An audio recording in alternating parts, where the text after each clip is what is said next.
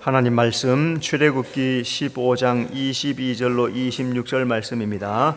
출애굽기 15장 22절로 26절 구약 성경 106쪽입니다. 자, 한 절씩 교독하겠습니다. 모세가 홍해에서 이스라엘을 인도하매 그들이 나와서 스루 강야로 들어가서 거기서 사흘 길을 걸었으나 물을 얻지 못하고 마라에 이르렀더니 그곳 물이 있어서 마시지 못하겠으므로 그 이름을 마라라 하였더라. 백성이 모세에게 원망하여 이르되 우리가 무엇을 마실까 하매 모세가 여호와께 부르짖었더니 여호와께서 그에게 한 나무를 가르치시니 그가 물에 던지니 물이 달게 되었더라.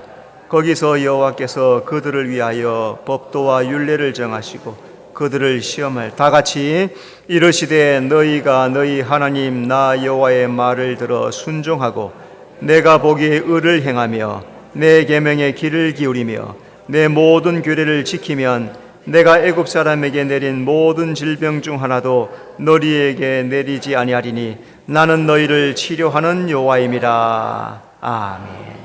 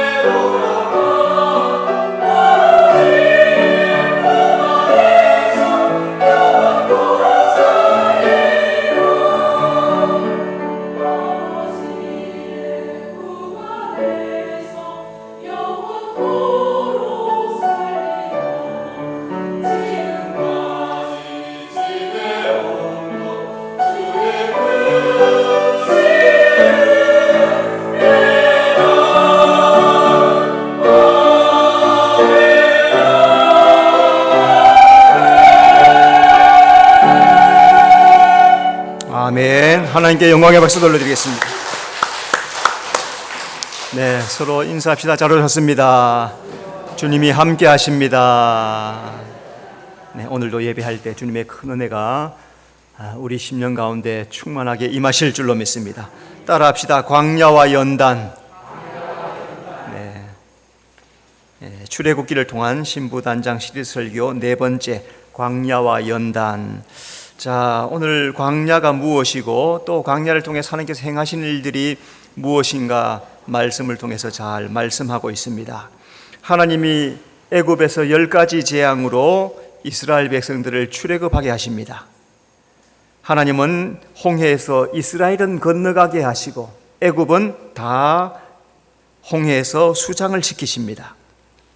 이스라엘 백성들은 이 모든 하나님의 놀라운 기적을 경험하고 또 놀라운 은혜를 체험하고 광야로 들어가게 됩니다. 자, 이스라엘 백성들이 광야에서 처음 경험한 것들이 무엇인가 오늘 본문에 몇 가지가 나오는데, 이스라엘은 마라에서 물이 써서 먹지 못했습니다. 23절, 마라에 이르렀더니 그곳 물이 써서 마시지 못하겠으므로. 모세가 홍해에서 이스라엘을 인도하여서 광야로 데려갑니다. 이 사람들은 홍해에서 하나님의 하시는 역사들을 다 경험하고 놀라운 은혜를 체험합니다. 자, 그래서 이 사람들이 걸어서 수르 광야에서 사흘 길을 걸어서 도착한 것이 마라였더라 그럽니다. 자, 그런데 거기에 물이 있었는데 물을 마셨는데 써서 마실 수가 없습니다. 자, 그러니까 이 말씀은 광야의 삶이 아름다운 황금빛 길이 아니라 고통이 따르는 길이라는 거죠. 오늘 우리가 신앙생활 할 때 항상 좋은 일들만 생기면 얼마나 좋겠습니까? 예수 믿으면 형통하고 복되고 넘치는 축복이 쏟아지면 얼마나 좋겠어요. 그런데 신앙생활 하다 보니까 쓴물을 마실 때가 있다 하는 거죠. 오늘도 쓴물을 마시고 고통하는 사람이 있을 줄로 믿습니다. 그런데 그때가 더욱 하나님을 의지할 때인 줄로 믿습니다. 이스라엘은 물 때문에 하나님을 원망했습니다. 24절, 백성이 모세에게 원망하여 이르되 우리가 무엇을 마실까 하매. 이스라엘은 물 때문에 앞에서 받은 놀라운 이적, 은혜 다 잊어버렸어요. 이스라엘은 물이 써서 마시지 못하니까 바로 원망하기 시작합니다. 자, 그러니까 이 광야의 삶은 받은 은혜를 잊지 말아야 된다, 오직 믿음으로 가야 하는 길이다 하는 것을 잘 보여주고 있습니다. 오늘도 우리는 신앙생활 하면서 어려운 일을 만날 때가 있습니다. 자, 그러면 먼저 해야 할 것이 뭐냐? 이스라엘 백성들 보니까 먼저 원망을 해요. 앞으로도 계속 출애굽기 이후의 사건들을 쭉 찾아보면은 일이 있을 때마다 원망해요. 조금만 먹을 것 마음에 안 들면은 애굽의 고기 가마가 좋았다, 그때 살던 게 좋았다, 옛날이 좋았다, 과거를 자꾸 들추면서 예수 믿지 않을 때 그때 좋았던 것 자꾸 우려먹습니다. 그리고 원망을 합니다. 하나님이 제일 싫어하는 게 원망이에요. 우리는 어려운 일을 만나면 먼저 하나님을 찾고 기도해야 될 줄로 믿습니다. 이게 하나님이 원하시는 것. 그래서 입을 콕 다물고 원망하지 말고 기도하는 성도가 되어야 될 줄로 믿습니다. 하나님은 쓴물을 단물로 바꾸어 주십니다. 25절, 모세가 여호와께 부르짖었더니 여호와께서 그에게 한 나무를 가르치시니 그가 물에 던지니 물이 달게 되었더라. 이스라엘 백성들이 원망하자 모세는 하나님 앞에 엎드려서 부르짖으며 기도합니다. 하나님이 어떤 소리를 들으셨느냐? 원망의 소리를 듣고 심판하시는 것이 아니고 모세의 기도 소리를 들으시고 쓴물을 달물로 바꾸어 주신다는 거예요. 오늘 하나님이 어떤 소리를 들으시는가 여러분 잘 기억하셔야 돼요. 하나님은 원망의 소리 안 들으세요. 원망하면은 침묵하십니다. 그런데 기도하면은 응답하세요. 광야는 어려움이 많습니다. 그 어려움이 많은 시간을 기도로 하나님을 의지하며 가는 길이 바로 광야라는 거죠. 원망은 우리의 인생을 해결하지 못합니다. 아무리 원망해도 내 인생이 변하지 않습니다. 그런데 기도하면은 내 인생의 문제가 해결될 줄로 믿습니다. 기도하면은 쓴물도 단물로 바꿔주실 줄로 믿습니다. 하나님은 이스라엘이 애굽 땅에서 홍해를 건너서 광야로 데려가세요. 하나님께서 이스라엘 백성들을 광야로 데려가신 이유, 목적이 무엇일까? 오늘은 두 가지로 살펴보는데, 첫째, 하나님은 이스라엘을 광야로 데려가서 신앙을 훈련하십니다. 22절, 모세가 홍해에서 이스라엘을 인도하며 그들이 나와서 수르 광야로 들어가서, 자, 그러면은 구약 성경이 말하는 이 광야가 뭘까? 신약과 구약을 대조해서 보면은 하나님께서 이스라엘 백성들을 데려간 그 광야를 신약에서 사도행전에서 보니까 교회라고 그래요. 여러분, 광야는 교회를 상징합니다. 애굽 땅은 영적으로 세상을 상징한다고 했죠. 홍해는 세례를 의미한다 했습니다. 그러면 광야는 교회를 의미하는 거예요. 이스라엘 백성들이 애굽 땅을 떠납니다. 이 말씀은 구원받은 사람들은 죄악 세상에 머물러 있으면 안 된다는 거죠. 구원받았는데 그냥 일반 삶을 살면 안 된다는 거예요. 세상적인 이전에 살든 죄 아래 살든 그 삶을 그대로 살면 안 된다는 거예요. 왜? 교회에 와서 신앙의 삶을 이루어야 된다는 것이 오늘 이스라엘 백성들이 광야를 애굽을 떠나서 광야에 들어와서 사는 모습으로서 우리에게 보여주시는 거예요. 그러니까 구원받았으면 예수 믿으면 세상과 똑같이 살면 안 되고 신앙의 삶을 살아야 된다는 거죠. 홍해를 건너는 것은 구원받은 사람은 세례로 죄 사함을 받고 새 사람이 되었다는 거죠. 나는 새 사람이 되었다. 이 확신이 있어야 된다는 거예요. 여러분, 홍해를 건너셨습니까? 광야에 지금 들어와 살고 있죠. 홍해를 건넌 사람들이에요. 그러면 나는 죄 사함 받고 새 사람이 되었다라고 인정해야 되는 거예요. 그런데 이게 여전히 죄를 범하니까 새 사람 된지 안 된지를 잘 모르고 살아요.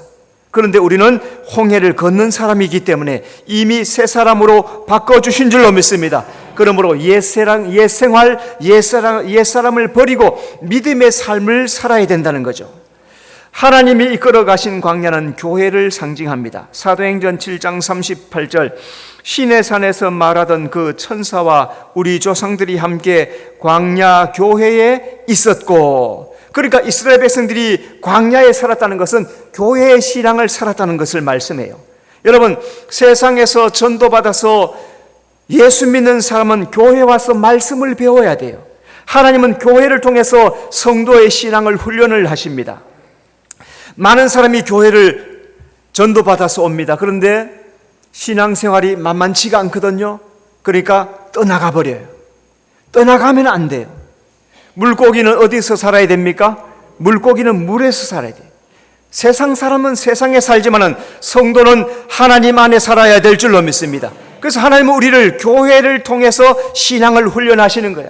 신앙이 힘들다고 떠나가면 안 돼. 절대로 떠나가면 안 돼. 여러분, 군인이 되어서 군대에 가서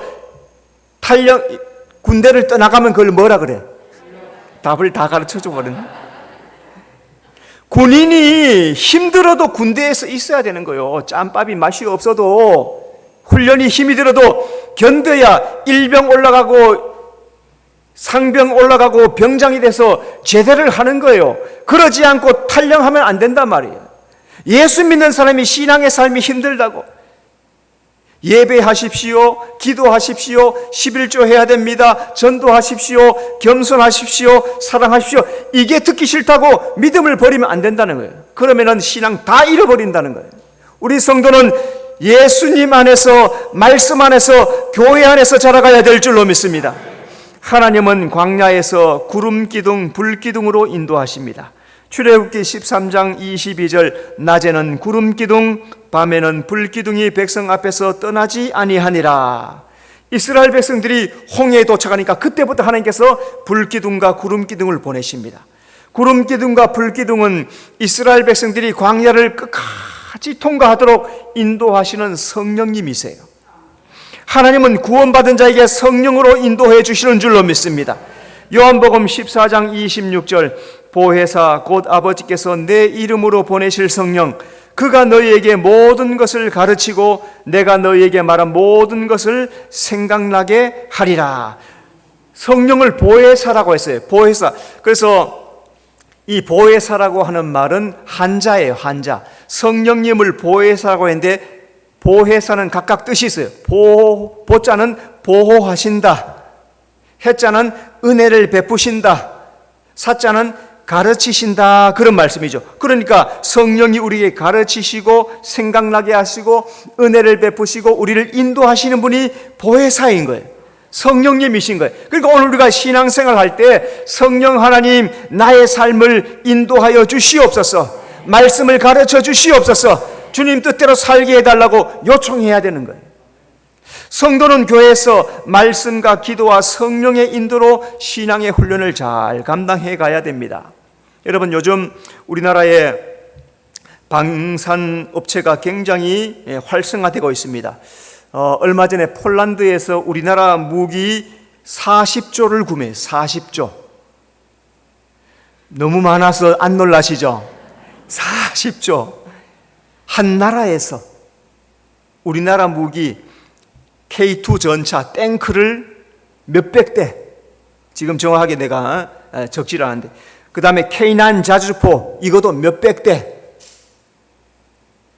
그 다음에 FA-50 경공격기, 이 비행기는 마하 1.5로 다니면서 공격할 수 있는 비행기란 말이죠. 이게 우리나라가 만들어서 최강의 무기들이 됐단 말이에요. 그러니까 폴란드 군대가 이 무기들을 다루는 방법을 배우기 위해서 우리나라에 수많은 사람을 보내는 거예요. 군인들, 장성들 보내가지고 이 무기를 다룰 수 있도록. 특별히 이 무기들이 F-16하고 거의 다루는 기술이 비슷하기 때문에 다루기가 쉬운 거예요. 하나만 배우면 되는 거예요. 그러니까 우리나라에 파견해가지고 훈련을 하는 거예요. 왜 그래요? 자기 나라를 지키려고. 자기 나라를 지키기 위해서 지금 러시아와 우크라이나의 전쟁 때문에 우크라이나에 자기 나라 무기 다 줘버렸어요. 탱크도 러시아제니까 러시아 때 같이 다 다룰 줄 아니까 줘버려요. 그러니까 바로 사용하고, 뭐 무기들 다 줘, 비행기도 다 줘버렸어요. 자기들이 바로 옆에 있어서 우크라이나 무너지면 자기들도 무너지니까 무기를 원조해서 막아주는 거예요. 그런데 주고 나니까 자기들이 무기가 없는 거예요. 이제는 자기들이 망하게 생겼어. 그래서 미국과 영국과 독일과 여러 나라를 비교해서 봤더니 우리나라 무기가 가성비가 제일 좋은 거예요. 값도 싸고, 뭐 미국 탱크 2대 살고 우리나라 한 대 살고 우리나라 2대, 3대 살고, 독일 무기도 마찬가지 2, 3대 살 수 있으니까. 그런데 성능이 안 좋냐? 성능은 완전 자동으로 만들어서 어마어마하게 성능이 좋은 거예요. 그러니까 우리나라 무기를 40조를 구매하는 거예요. 그 유럽에는 지금 난리가 났어요. 이제 순서대로 우리나라 무기 사려고 줄 서 있단 말이죠. 왜? 자기 나라를 지키려고. 오늘 나의 신앙을 지키려면 신앙의 훈련을 해야 되는 거예요. 그래서 제가 자꾸 성경 읽으십시오, 예배 30분 일찍 와서 기도하십시오, 말씀 읽으십시오, 기도하십시오, 신앙의 훈련을 자꾸 하도록 하는 이유가 뭡니까? 신앙을 지켜야 된다면, 신앙, 말씀을 잘 배워서. 여러분, 성령의 인도를 따라서 신앙을 훈련하는 성도가 되시기를 바랍니다. 하나님은 이스라엘에게 만나를 먹이십니다. 출애굽기 16장 35절, 이스라엘 자손이 40년 동안 만나를 먹었으니. 자, 하나님께서 출애굽기 14장에서 홍해를 건너가게 하세요. 15장에서 홍해를 건넌 이스라엘 백성들이 하나님의 구원을 찬양을 합니다. 이제 광야로 들어가요. 16장에 광야로 들어가요. 거기에서 만나가 내리기 시작하는 거예요. 왜? 광야는 농사할 수 없으니까 하나님께서 하늘 양식으로 막 먹이시는 거예요. 하나님은 구원받은 자에게 영적 양식을 먹이세요. 요한복음 6장 35절, 나는 생명의 떡이니 나에게 오는 자는 결코 줄이지 아니할 터요. 예수 믿는 사람은 세상의 음식도 먹어야 되지만은 영적 양식, 하나님의 말씀을 먹어야 살게 되는 것입니다. 말씀으로 살면은 줄이지 않고 목마르지 않고 영생을 누린다고 예수님이 말씀하셨단 말이에요. 그러니까 내 인생이 곤고한 이유가 뭐예요? 세상 음식만 먹어서 그렇단 말이에요. 쌀밥만 먹어서, 빵만 먹어서 그렇단 말이에요. 성경 말씀을 먹어야 줄이지 않고 목마르지 않고 영생이 내 속에서 충만한데, 이 말씀이 없으니까 줄이고 갈급한 거예요. 창세기 12장에서 아브라함이 하나님께서 가나안으로 가라 말씀하세요. 그러니까 하나님, 아브라함이 어떻게 합니까? 말씀을 따라서 갔더라 그런 게. 누가 따라가는? 롯도 따라가요. 결국에 그들이 말씀을 따라서 가나안에 들어가게 되었다는 말씀이죠. 그러니까 성도는 매일 먹을 영적 양식, 하나님의 말씀을 매일 먹어야 그 말씀을 따라서 가나안까지 들어간다는 말씀이죠. 그러므로 우리 성도는 그 말씀을 따라서, 그 말씀이 내 인생을 인도하는 줄 알고 그 말씀을 따라서 살아가는 성도가 되시기를 바랍니다. 하나님은 광야에서 율법과 십계명을 주십니다. 출애굽기 34장 28절 여호와께서는 언약의 말씀 곧 십계명을 그 판들에 기록하셨더라. 하나님께서 시내산에서 모세에게 가장 먼저 준 것이 율법과 십계명이에요. 율법과 십계명은 하나님의 말씀대로 사는 법입니다. 그래서 하나님은 구원받은 백성들이 옛날 과거의 애굽 시대에 있던 그 세상법을 따라 사는 것뿐만 아니라 하늘의 법을 따라서 살라고 율법과 십계명을 주시는 거예요. 신명기 5장 10절 나를 사랑하고 내 계명을 지키는 자에게는 천대까지 은혜를 베푸느니라. 여러분 이 말씀을 믿으시기를 바랍니다. 이전에는 세상 법으로 따라요. 그죠? 요즘 교통법규가 굉장히 많이 바뀌었습니다. 차가 사거리에서 오른쪽으로 돌 때는 무조건 서야 돼요. 그죠? 경찰 선생님 저기 계신. 그렇죠? 무조건 서야 돼. 사람이 있으나 신호등 건너기 바로 직게 무조건 섰다가 사람이 없으면 지나가거나 신호가 지나가면 건너가야 딱지를 안 걸려요. 세상법에도 법대로 살아야 된단 말이죠. 성도는 하나님의 법을 따라 살아야 되는 거예요. 이제는 세상법으로 살지만은 예수 믿으면 영적인 법칙을 따라 살아가야 돼요. 그게 말씀의 법칙이에요. 그래서 성경 말씀을 잘 읽으면은 하나님께서 영적인 법칙을 다 기록해 놓으셨어요. 그 말씀을 읽으면 어떻게 되냐? 천대까지 은혜를 베푸신다는 거예요. 여러분, 우리 가족 모두가 말씀으로 은혜를 받아야 될 줄로 믿습니다. 하나님은 광야에서 성막을 짓게 하십니다. 출애굽기 26장 1절 너는 성막을 만들되, 하나님이 성막을 만들게 하시는 것은 하나님이 그들 가운데 거하기 위해 하시는 거예요. 오늘도 이 땅에 교회가 있는 것은 우리 가운데 하나님이 함께하기 때문인 줄로 믿습니다. 이스라엘 백성들은 성막을 중심으로 세 지파 사면에 반듯하게 진치고, 그리고 거기서 생활하고 진행할 때도 그대로 출발하고 다시 모여서 진을 치면은 세 지파씩 다 둘러서 성막 중심으로 살았단 말이에요. 하나님은 구원받은 자에게 하나님 중심으로 살으라고 말씀을 하십니다. 민수기 2장 2절 이스라엘 자손은 진을 치되 회막을 향하여 사방으로 치라. 이스라엘 모든 지파는 성막 중심으로 진을 쳤습니다. 그 이유가 뭘까요? 그것은 하나님 중심의 신앙생활을 하라는 거예요. 오늘 우리가 신앙생활 세상 살면서도 교회 중심의 삶을 살아라는 거예요. 일하러 갔다가 교회 오고, 주일 되면은 교회 오고, 시간 교회 와서 기도하고, 항상 교회 중심의 삶을 살아라고 성막 중심으로 진을 치라고 말씀했단 말이죠. 여러분, 바닷가에 해안가에 가면은 반드시 있는 게 있어요. 바다가 있고 해안이 있으면 반드시 거기 뭘 하나 세워요. 뭘까요? 등대, 그죠? 등대는 바다가 넓어서 배를 타고 고기를 잡으러 나갑니다. 맑은 날에도 밤이면 등대에 불이 켜져요. 그러면 잘 보여서 등대가 있는 곳으로 올 수가 있습니다. 문제는 안개가 끼거나 폭풍우가 치면은 이 어디로 가야 될지 사방을 분간을 잘 못해요. 그때 이 등대가 빛을 환하게 비추는 거예요. 물론 지금 레이더도 있기도 하지만 그래도 등대빛을 찾는 거예요. 그 등대는 길을 잃어버리지 않고 해안가로 나올 수 있도록 길을 찾도록 도와주는 거예요. 하나님께서 이 땅에 교회를 세워주신 것은 하나님께서 이 땅에 하나님이 계시다는 것을 보여주시는 거예요. 우리에게 다른 길로 가지 말고 믿음의 길을 가라고. 우리 성도는 언제나 믿음의 삶을 살고 하나님 바라보고 살아가는 성도가 되어야 될 줄로 믿습니다. 두 번째, 하나님은 광야를 통해서 이스라엘의 믿음을 연단하십니다. 25절 여호와께서 그들을 위하여 법도와 율례를 정하시고 그들을 시험하실세. 자, 시험한다는 것이 바로 연단하시는 거예요. 법도와 율례를 주시고 시험하세요.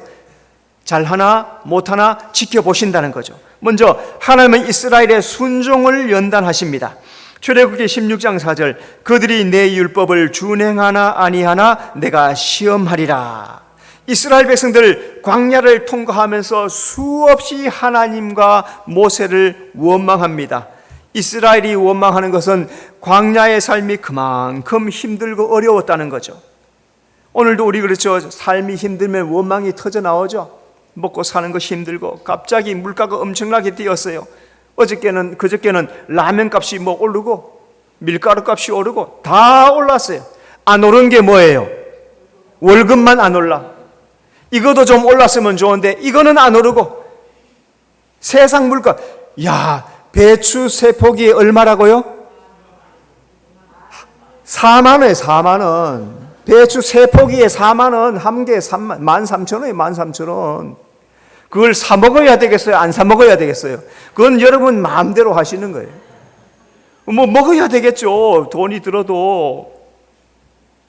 이렇게 살기 어려니까 형편이 어려운 사람들 입에서는 자연스럽게 탄식과 원망이 쏟아져 나오지 않겠습니까? 그런데 하나님은 이 고난을 통하여서 말씀에 순종하기를 훈련하시기를 원하시는 거예요. 하나님은 우리가 말씀에 이해하고 순종하기를 바라십니다. 고린도후서 1장 19절 예수 그리스도는 예하고 아니라함이 되지 아니하셨으니, 예수님은 하나님의 말씀하시면 무엇이든지 예하고 순종하시는 거예요. 성경에 하나도 순종하지 않은 것이 없어요. 자발적으로 감사함으로 기쁨으로 순종하시는 거예요. 성도는 힘든 일이 있어도 오직 하나님만 믿어야 될 줄로 믿습니다. 말씀에 순종해야 될 줄로 믿습니다. 여러분, 불순종은 치명적인 고통을 우리에게 안겨줍니다. 그 예가 요나예요. 요나. 니느웨로 가는데 가기 싫어서 다시스로 도망을 쳤어요. 그래 도망을 쳤다가 바다에 들어갔다가 그냥 바다가 풍랑이 일고 바다에 던져져 가지고 고래배 속에 들어가는 치명적인 고통을 당하는 거예요. 여러분, 순종은 연단을 통해서 배워야 되는 거예요. 쉽게 순종이 안 돼요. 여러분, 아이들에게 뭘 가르치면 말 잘 듣죠. 처음부터. 안 그래요. 처음부터 말 안 듣습니다. 그러니까 가르치는 거예요. 오늘 우리의 신앙도 마찬가지, 우리의 믿음도 마찬가지. 연단과 훈련을 통해서 배우는 거예요. 그래서 순종을 배워나가는 것. 여러분, 주님의 말씀에 무엇인지 순종하는 성도가 되시기를 바랍니다. 하나님은 이스라엘의 믿음을 연단하십니다. 출애굽기 17장 7절 그들이 여호와를 시험하여 이르기를 여호와께서 우리 중에 계신가 안 계신가 하였더라. 이제는 하나님을 시험해요. 힘드니까, 광야 생활이 어렵고 힘드니까 하나님이 계신가 안 계신가 시험을 해요. 하나님이 이스라엘 시험한다고 했는데 도리어 이제는 이스라엘이 하나님을 시험해요. 이스라엘이 향한 가장 악한 일이 뭐냐? 그것은 출애굽하고 제일 먼저 범한 죄가 금송아지 만들어 섬긴 것. 하나님 눈에 안 보이니까 하나님 형상 만들었는데 그게 애굽에서 섬기던 송아지를 만들어서 이게 우리 신이다 섬겼단 말이죠. 그런데 하나님은 보이지 않지만은 보이도록 뭔가를 주셨어요. 구름 기둥과 불 기둥을 주셨어요. 그것을 보면서 하나님께 함께 계신다는 것을 믿어야 된다는 거죠. 하나님은 오직 우리가 하나님만을 사랑하고 믿기를 바라십니다. 출애굽기 20장 3절 너는 나 외에는 다른 신들을 내게 두지 말라. 하나님께서 십계명 1계명에 나 외에 다른 신을 두지 말라라고 처음으로 말씀하세요. 그러니까 성도는 나를 구원하시고 나를 의롭게 해주시고 영생을 주신 그 하나님을 사랑하고 믿음으로 살아가는 성도가 되어야 될 줄로 믿습니다. 하나님은 이스라엘의 경외함을 연단하십니다. 출애굽기 20장 20절 하나님이 임하시면 너희를 시험하고 너희로 경외하여 범죄하지 않게 하려 하심이라. 하나님께서 십계명을 주시고 이제는 보고 들은 대로 하나님 경외하고 살아가라 말씀하십니다. 여러분, 경외한다는 것은 두려운 마음을 가지고 존중히 여기는 것, 무서워 벌벌벌 떠는 그런 것이 아니라 하나님이 크고 위대한 하나님이신 줄 알고 두려워할 줄 알면서 존중히 여기라는 거예요. 그냥 무조건 무서워하는 그런 것이 아니고, 하나님은 이런 분이시는구나, 심판도 하시는구나, 축복도 하시지만은 징계도 하시는구나. 그래서 그런 징계를 두려워할 줄도 알고, 그리고 내게 복을 주시고 은혜 베푸시는 그 하나님을 존중히 여기는 것이 그게 경외하는 거예요. 하나님은 우리가 한 마음으로 하나님을 경외하기를 바라십니다. 예레미야 32장 39절 내가 그들에게 한 마음과 한 길을 주어 자기들과 자기 후손의 복을 위하여 항상 나를 경외하고, 여러분 잘 들으세요. 자기들과 자기 후손의 복을 위하여 항상 나를 경외하라. 하나님을 경외하면 어떤 일이 생기냐? 내가 복을 받게 돼요. 우리 후손들이 복을 받게 됩니다. 여러분, 하나님을 경외해야 될 줄로 믿습니다. 항상 나를 경외하라는 것은 항상 하나님을 사랑하고 의지하고 따라가면은 축복이 따라온단 말씀이에요.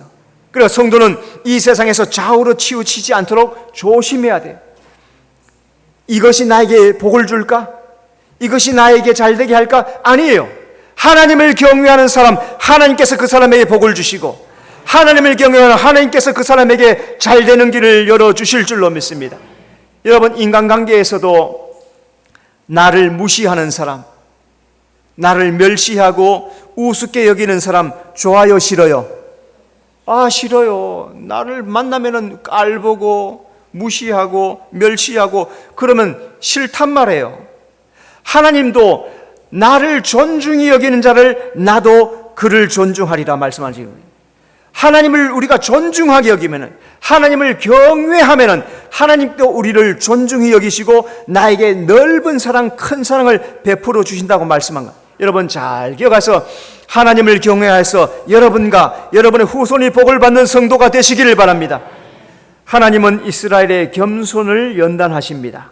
신명기 8장 2절, 내 하나님 여호와께서 이 40년 동안에 내게 광야길을 걷게 하신 것을 기억하라. 이는 너를 낮추시며 너를 시험하사. 하나님께서 이스라엘을 바로 가나안으로 데려가지 않으세요. 하나님 그렇게 하려고 하셨어요. 그죠? 처음에.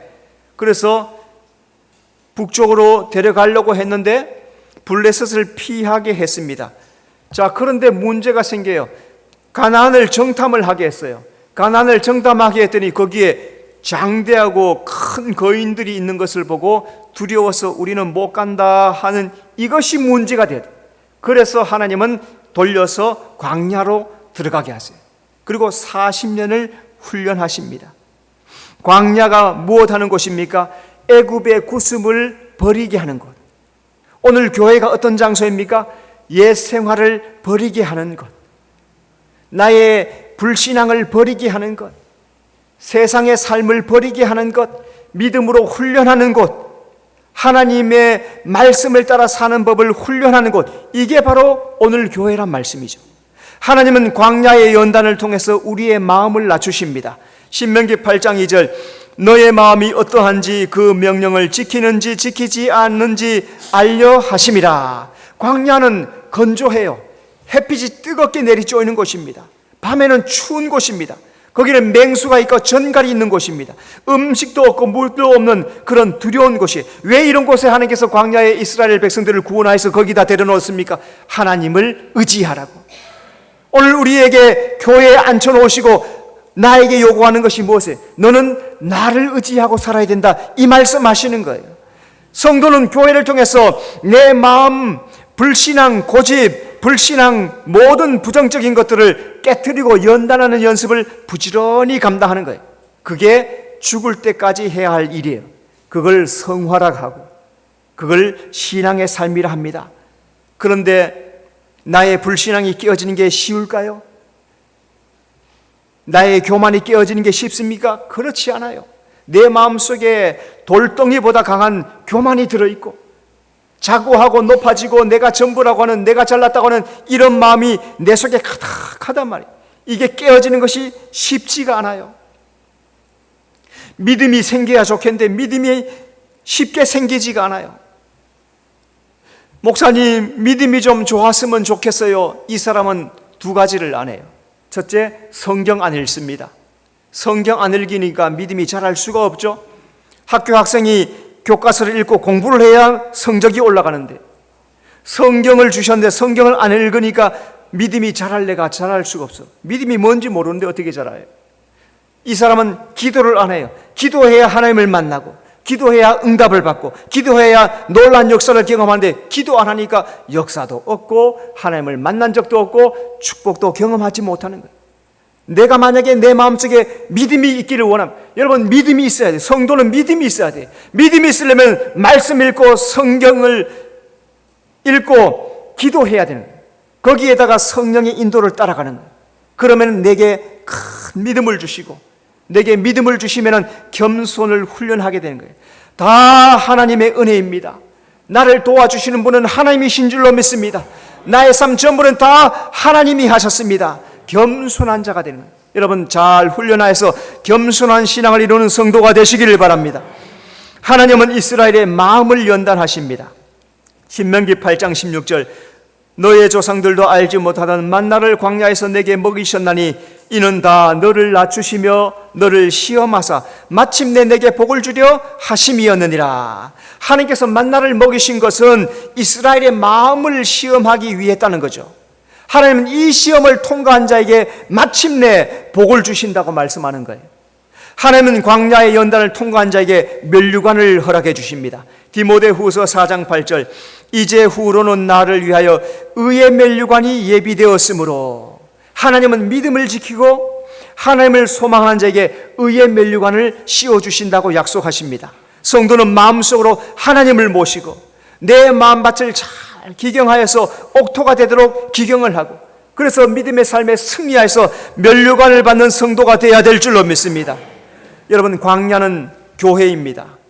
하나님은 성도를 교회를 통해서 믿음의 훈련과 연단을 하시는 거예요. 세상에 많은 미혹이 있습니다. 교회 못 가게 해요. 오늘도 수많은 우리나라만 해도 수백 수천만의 사람들이 있는데 이 많은 사람 중에 교회 가야 될 사람이 안 오는 사람들도 있단 말이에요. 직장에서 환경에서 하는 사람들도 있지만은 분명히 왔어야 되는데 미혹받아서 다른 곳에 간 사람도 있단 말이죠. 세상의 유혹, 사탄 마귀의 유혹이 얼마나 강한지 몰라요. 그런데 이 유혹을 다 물리치고 마음을 다하고 하나님을 소망하는 이기는 자가 된다는 거예요. 무엇보다도 구원의 은혜를 감사하면서 마음으로 하나님을 사랑하고 섬기는 여러분의 삶이 되어야 될 줄로 믿습니다. 하나님 아버지 은혜 감사합니다. 광야와 연단을 통하여서 훈련하시고 연단하시는 그 주님의 은혜 깊은 뜻을 깨달아 사는 우리 모든 성도가 되게 하여 주시옵소서. 내게 다가오는 모든 시험과 환난과 고통과 아픔과 괴로움과 슬픔과 모든 문제들은 믿음으로 말씀으로 기도로 훈련하게 하시고 연단함으로 말미암아서 능력 있게 이기는 신앙, 담대하게 주님 의지하는 신앙, 이 신앙으로 승리하는 우리 모든 성도가 되도록 인도해 주시옵소서. 예수님 이름으로 기도드리옵나이다. 아멘.